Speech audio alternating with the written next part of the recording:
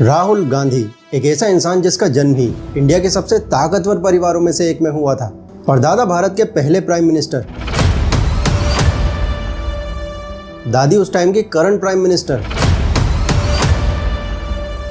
Father उस time के future prime minister,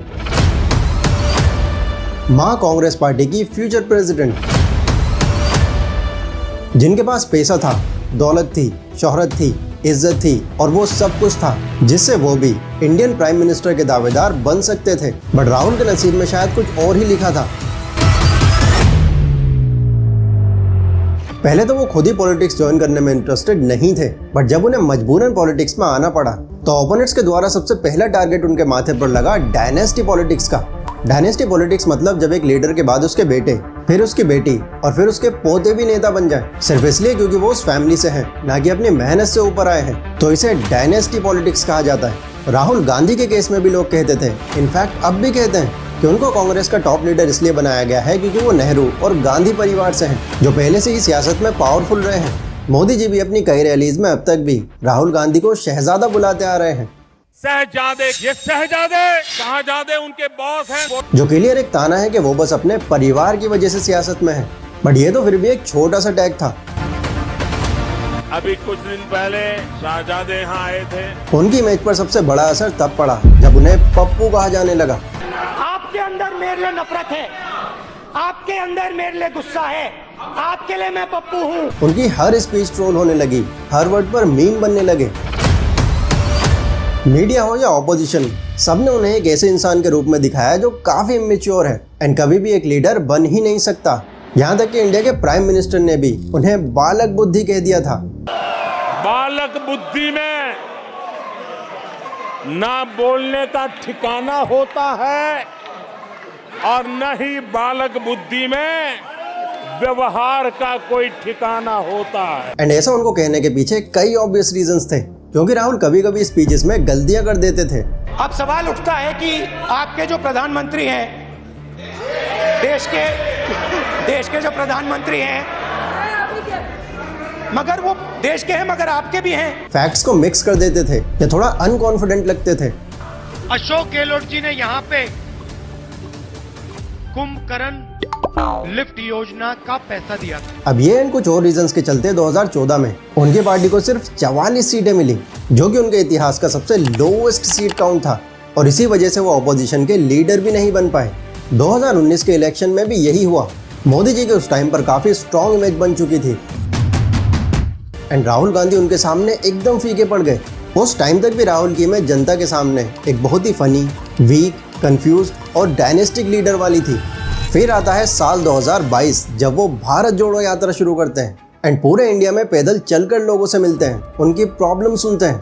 Rahul Gandhi ने हर तरह के लोगों से डायरेक्टली मिलना शुरू किया, मजदूर, किसान, स्टूडेंट से लेकर सोशल वर्कर तक भी।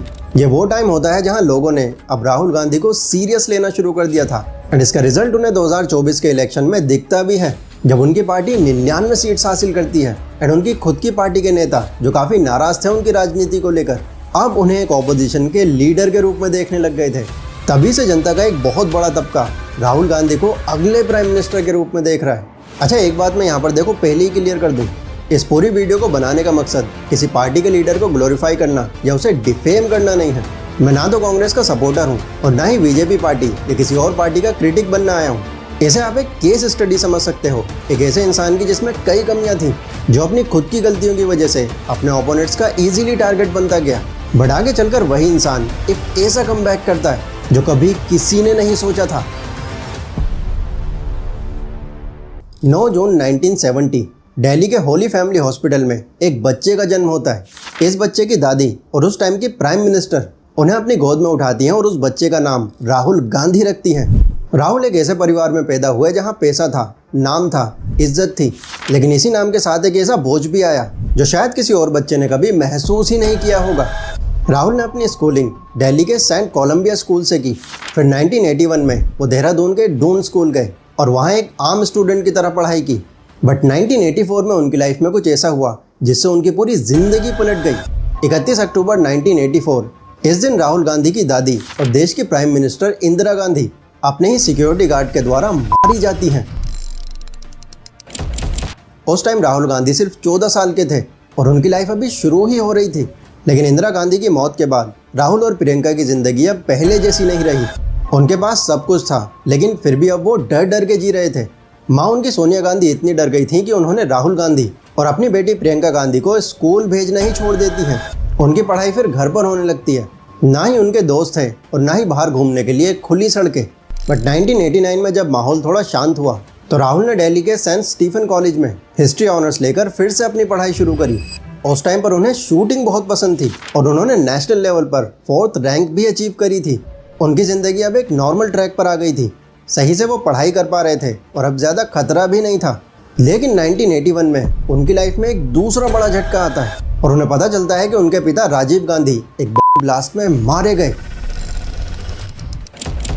राहुल गांधी अभी सिर्फ 21 साल के थे और ज़्यादा कुछ उन्होंने देखा भी नहीं था। बट इसी छोटी उम्र में अब तक वो 3 ट्रेजेडी फेस कर चुके थे। 1980 में चाचा संजय गांधी का प्लेन क्रैश में मरना, दादी का उनके ही गार्ड द्वारा मार दिया जाना और पिता का ब्लास्ट में मरना। इन तीनों ही घटनाओं की वजह से राहुल गांधी अपनी माँ और बहन के साथ और भी ज़्यादा सिक्योरिटी के घेरे में आ गए। उसके बाद उन्होंने हार्वर्ड ज्वाइन किया, लेकिन सिक्योरिटी थ्रेट्स की वजह से उन्हें रॉलिंस कॉलेज फ्लोरिडा में ट्रांसफ़र होना पड़ा। वहाँ उन्होंने ग्रेजुएशन कंप्लीट करी और 1995 में वो फील्ड की पढ़ाई के लिए कैम्ब्रिज चले गए। लेकिन एक इंटरेस्टिंग बात यह है कि यहाँ भी उन्होंने डर की वजह से अपनी पहचान छुपाए रखी और एज राहुल गांधी नहीं, एज राहुल विंची अपनी पढ़ाई पूरी करी। इतने सारे थ्रेट्स और इतनी ट्रेजेडी देखने के बाद इन्होंने डिसाइड कर लिया कि वो पॉलिटिक्स में अब कभी कदम नहीं रखेंगे। लंदन जाकर उन्होंने मॉनिटर ग्रुप में कंसल्टिंग का काम किया। फिर इंडिया में लौटकर 2002 में एक IIT consultancy firm back of service private limited को मुंबई में एस्टैब्लिश किया। उसके बाद उन्होंने यूके में भी बैक ऑप्स को लॉन्च किया, जहां वो फॉरेन सप्लायर्स के डिफेंस कॉन्ट्रैक्ट सिक्योर करते थे। बट उनकी किस्मत में बिजनेसमैन बनना नहीं लिखा था। सोनिया गांधी ने उन्हें अपनी पिता की सीट यानी अमेठी से चुनाव लड़ने को कहा। यह पॉलिटिक्स में उनका पहला कदम था। यहाँ लोगों को लगता था कि अगर कोई गांधी फैमिली से पॉलिटिक्स में आएगा तो वो सिर्फ और सिर्फ प्रियंका गांधी होंगी, क्योंकि राहुल तो इन सब चीज़ों से बहुत दूर थे। लेकिन सोनिया गांधी ने राहुल को पॉलिटिक्स में लाकर एक ट्रम्प कार्ड खेल दिया और सरप्राइजिंगली राहुल अमेठी सीट को 1 लाख वोट से जीत गए एंड अपने फादर की लेगेसी को आगे बढ़ाया। लेकिन अभी भी उन्हें कोई मिनिस्ट्रियल पोस्ट नहीं मिली। 2004 से 2009 तक उन्होंने पार्लियामेंट्री कमेटी में home affairs, human resources development ऐसे कई सीरियस सब्जेक्ट्स पर काम किया। इसी दौरान 2007 में उन्होंने अपने पॉलिटिकल कदम और आगे बढ़ाए और कांग्रेस के एक जनरल सेक्रेटरी बन गए। साथ ही इंडियन यूथ कांग्रेस और national student union of India का चार्ज भी उन्हीं के कंधों पर आ गया था। राहुल यहाँ अब स्टूडेंट्स और यूथ के बीच में थोड़ा बहुत निखरना शुरू हुए एंड यूथ के सपोर्ट की वजह से 2009 के जनरल इलेक्शंस में राहुल गांधी ने पूरे देश में 100 से भी ज़्यादा रैलीज की, जिसमें उन्होंने education, employment and rural development जैसे मुद्दों को हाईलाइट किया। एंड ऐसे ही और भी रीजंस के चलते कांग्रेस ने उस इलेक्शन में 206 सीट जीतकर एक बहुत बड़ा कमबैक किया। साल 2009 ये राहुल गांधी की पॉलिटिकल करियर का एक सबसे खास साल था। हर जगह इंडियन मीडिया राहुल गांधी को एज अ यूथ आइकन दिखा रहा था और यहाँ तक कि 2009 के टॉप 10 यूथ आइकन्स में राहुल गांधी एक मात्र पॉलिटिशियन थे। लेकिन इसी पॉलिटिकल सक्सेस में उन्होंने एक ऐसी मिस्टेक कर दी जो आगे चलकर ऑपोजिशन की एक बहुत बड़ी ताकत बन जाती है। एक्चुअली बात यह है कि 2013 में जब सोशल मीडिया इंडिया में बूम कर रहा था, इंडिया में फेसबुक और ट्विटर जैसे प्लेटफॉर्म का यूज़ काफ़ी बढ़ने लग गया था। तभी 5 अप्रैल 2013 को राहुल गांधी ने CII में अपनी एक स्पीच दी। वहाँ का माहौल बिजनेस लीडर्स से भरा हुआ था। लोग राहुल गांधी से ये उम्मीद कर रहे थे कि वो इंडिया की इकोनॉमी, रिफॉर्म्स और कॉन्क्रीट पॉलिसीज पर बातें करेंगे, लेकिन उन्होंने ज़्यादातर फिलोसफिकल और इधर उधर की बातें करी। स्पीच में भी वो कभी नर्वस और कभी ओवर एक्साइटेड दिख रहे थे और इसी वजह से उसी दिन पप्पू CII ट्रेंड कर गया। उनके मीम्स बने, इंडियन मीडिया ने भी इसे खूब हाईलाइट किया और उस दिन ऑपोजिशंस की IIT सेल राहुल गांधी को पप्पू बनाने में कोई कसर नहीं छोड़ती है। उनकी शुरुआती स्पीच की गलतियों को as a joke social media पर ट्रेंड करवाया जाता है। हर रैली, हर स्पीच, हर इंटरव्यू के बीच में कोई ऐसा हिस्सा जहां उन्होंने ज़्यादातर पॉज लिया हो या कोई ब्रोकन सेंटेंस कहा हो, उन सबको सोशल मीडिया पर पप्पू का टैग लगाकर वायरल करवाया जाता है। 2013 खत्म होते होते ऑपोजिशन के नेता भी उनके लिए पप्पू नाम यूज करने लग गए थे। नहीं बनाएंगे पप्पू को। उससे भी महत्वपूर्ण है कि जिस तरह की कुंद बुद्धि से भरपूर ये पप्पू जी के इस तरह के बयान आ रहे हैं, ये चीजें इतनी बढ़ गई कि साल 2014 में गूगल पर पप्पू सर्च करने पर भी राहुल गांधी की ही फोटोज आती थी और 2014 के इलेक्शंस में भी बीजेपी ने पप्पू वर्ड का बहुत यूज किया। उनकी इमेज इतनी खराब कर दी गई कि जहां 2009 में कांग्रेस को 206 सीट्स मिली थी, वहीं 2014 में कांग्रेस सिर्फ 44 सीट पर सिमट कर रह गई। यह कांग्रेस की हिस्ट्री का सबसे लोवेस्ट सीट काउंट था। इसके बाद कांग्रेस के खुद के नेता भी इस पप्पू नाम से बहुत परेशान हो गए थे। उन्हीं में से एक थे एमपी के फॉर्मर राज्यसभा मेंबर गुफरान आजम। उन्होंने कांग्रेस की प्रेसिडेंट सोनिया गांधी को एक लेटर लिखा और कांग्रेस पार्टी के बर्बाद होने के पीछे राहुल गांधी का हाथ बताया। आप चाहो तो वीडियो को पॉज करके इस पूरे लेटर को पढ़ सकते हो। इनके बाद कई और नेता सोनिया गांधी को पत्र लिखते हैं एंड कुछ नेता तो पार्टी ही छोड़कर चले जाते हैं। अब ऑब्वियसली राहुल गांधी ने गलती तो करी थी और वो भी बहुत सारी जगह, जिसके लिए उन्हें जमकर ट्रोल भी किया गया और इसीलिए इस हार की पूरी जिम्मेदारी राहुल गांधी अपने कंधों पर ले लेते हैं। साल 2017 में उन्हें कांग्रेस पार्टी का प्रेसिडेंट बना दिया जाता है एंड साल 2019 के इलेक्शन से पहले राहुल गांधी ने अपने कैंपेन को एग्रेसिव बनाने के लिए एक ऐसी कोशिश करी जो फिर से उन पर बैकफायर कर गई। वो 2019 में चौकीदार चोर है का स्लोगन यूज करते हैं और इससे किसी और को नहीं, मोदी जी को टारगेट करते हैं। लेकिन ये उन पर ही बैकफायर कर गया क्योंकि मोदी जी की इमेज आम जनता के बीच में उस टाइम एक ईमानदार लीडर की थी। इसलिए बिना किसी स्ट्रॉन्ग प्रूफ के बार बार उन्हें चोर कहना ये लोगों को बिल्कुल पसंद नहीं आया। बीजेपी ने भी इसका जवाब मैं भी चौकीदार हूं कैंपेन से दिया और चौकीदार को एक प्राइड सिंबल दिखाया। रिजल्ट ये हुआ कि जो स्लोगन मोदी जी की इमेज तोड़ने को था वो उनकी इमेज और मजबूत बनाकर चला गया। बालक बुद्धि में नतीजा एक बार फिर बीजेपी की शानदार जीत होती है। इस हार के बाद राहुल गांधी कांग्रेस पार्टी के प्रेसिडेंट पद से रिजाइन कर देते हैं। सबको यहाँ पर यह लग रहा था कि राहुल गांधी का पॉलिटिकल करियर अब पूरी तरह से खत्म हो गया। पप्पू का टैग उनके नाम में हमेशा के लिए जुड़ गया। बट ये उनकी कहानी का एंड नहीं था। कुछ दिन उन्होंने अपने आप को स्पॉटलाइट से अलग रखा, उनका जिक्र लोगों में कम होने लगा। लेकिन पर्दे के पीछे राहुल गांधी में एक ऐसा बदलाव तैयार हो रहा था जिसने आगे चलकर उनकी पूरी पहचान बदल दी। सितंबर 2022 कन्याकुमारी से एक सफर शुरू होता है भारत जोड़ो यात्रा का। व्हाइट शर्ट और जॉगर्स में राहुल गांधी ने एक ऐसा कमबैक किया जिसने आम लोग तो क्या पॉलिटिशियंस को भी चौंका दिया। ना उन्होंने स्पीच के साथ कोई बड़ा शो किया, ना गाड़ियों के साथ रैलीज की। उन्होंने सिर्फ एक काम किया और वो था 3570 किलोमीटर पैदल चलना। राहुल गांधी हर दिन आम लोगों के साथ चले, किसान, मजदूर, स्टूडेंट्स, सोशल एक्टिविस्ट और यहाँ तक कि सेलिब्रिटीज तक उनसे जुड़े। इस दौरान उन्होंने लोगों से डायरेक्टली बातचीत की, उनकी प्रॉब्लम सुनी। उन्होंने एक स्लोगन भी बनाया, नफरत के बाजार में मोहब्बत की दुकान, जिसका फोकस था यूनिटी, सेक्युलरिज्म, अनएम्प्लॉयमेंट, इन्फ्लेशन और सोशल हार्मोनी। ये यात्रा सिर्फ एक पॉलिटिकल कैंपेन नहीं थी बल्कि राहुल के पूरे करियर का एक अहम हिस्सा थी। फार्मर्स के साथ खेत में बैठना, स्टूडेंट्स के साथ टाइम स्पेंड करना, वर्कर्स के साथ रोड पर चाय पीना, रोड साइड पर अपना हेयर कट करवाना वगैरह वगैरह। ये सब चीज़ें राहुल गांधी के लीडर वाली साइड को सामने ला रही थी।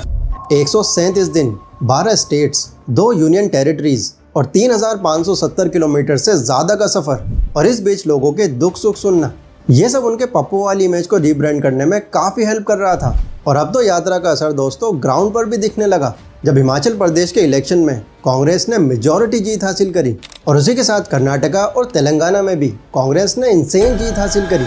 जहां जहां से भारत जोड़ो यात्रा गुजरी, ऐसी कई जगहों पर कांग्रेस का वोट शेयर काफ़ी ज़्यादा बढ़ा। इसके बाद फिर उन्होंने ईस्ट से वेस्ट भारत जोड़ो न्याय यात्रा भी पूरी करी, जिसमें उन्होंने मणिपुर से महाराष्ट्र तक का सफ़र तय किया। फिर आता है 2024 का लोकसभा इलेक्शन, जहां 2014 में कांग्रेस सिर्फ 44 सीटों पर सिमट गई थी, 2019 में 52 पर। वहीं 2024 में यह पार्टी 99 सीट्स लेकर के आई। हालांकि कांग्रेस और उनका इंडिया अलायंस सत्ता तो हासिल नहीं कर पाया, बट बीजेपी जैसी स्ट्रॉन्ग पार्टी का उन्होंने वोट शेयर बहुत कम कर दिया। राहुल गांधी को भी अब लोकसभा में ऑपोजिशन का लीडर बनाया गया एंड फिर एक के बाद एक उनकी कई दमदार स्पीचेस वायरल हुई और आम जनता का भी अब राहुल को लेकर एक पॉजिटिव ओपिनियन बनने लगा। लोगों से इतना सपोर्ट मिलने के बाद राहुल गांधी में एक अलग ही कॉन्फिडेंस आ गया। वो सरकार से सवाल करने लगे, उन्हें क्रिटिसाइज करने का वो एक भी मौका नहीं छोड़ रहे थे। और अब फिर से राहुल गांधी ने एक ऐसी चीज़ कर दी जिससे बड़े बड़े तो छोड़ो, टीनेजर्स में भी उनकी बातें होने लगी। इसी साल अगस्त 2025 में उन्होंने पूरे एविडेंस के साथ एक प्रेस कॉन्फ्रेंस करी और बीजेपी के वोट चोरी प्रोसेस को डीपली एक्सप्लेन किया। और इससे कांग्रेस को इतना फायदा हुआ कि रातों रात उनके कई सपोर्टर्स बढ़ने लगे। सोशल मीडिया फॉलोअर्स के मामले में भी कांग्रेस बीजेपी से आगे निकल गई और वही राहुल गांधी, जिसे कल तक पप्पू कहा जाता था, आज जनता उनको एक सीरियस लीडर और अगले प्रधानमंत्री के रूप में देखने लगी है। राहुल गांधी के वोट चोरी वाले एलिगेशंस में सच्चाई कितनी है ये तो अभी क्लियर नहीं है, लेकिन इतना ज़रूर हुआ है कि उन एलिगेशंस ने उन्हें फिर से हेडलाइन का सेंटर बना दिया। उनको लेकर पब्लिक ओपिनियन बदल रहा है, उनकी इमेज पहले से ज़्यादा सीरियस हो गई है पर असली सवाल अभी भी वही है कि राहुल गांधी क्या कभी देश के प्रधानमंत्री बन भी सकते हैं, या उनकी ये कहानी सिर्फ कमबैक तक सीमित रहेगी। अपने ओपिनियन कमेंट करके ज़रूर बताना। एंड यहाँ तक वीडियो देख रहे हो तो इस चैनल को सब्सक्राइब ज़रूर कर लेना, ताकि आगे आने वाली किसी भी वीडियो को आप मिस ना कर पाओ। जय हिंद।